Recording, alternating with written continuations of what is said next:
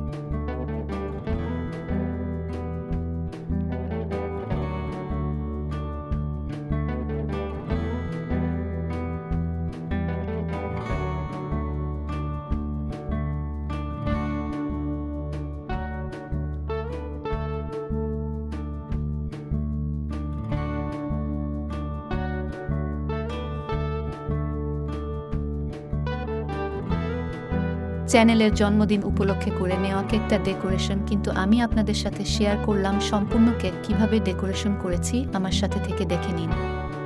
সবাইকে সাথে নিয়ে আমি আমার চ্যানেলের ৩য় বছরে পদার্পণ করলাম। এই উপলক্ষে কেকটা বানিয়ে নিয়ে সবার সাথে শেয়ার করলাম।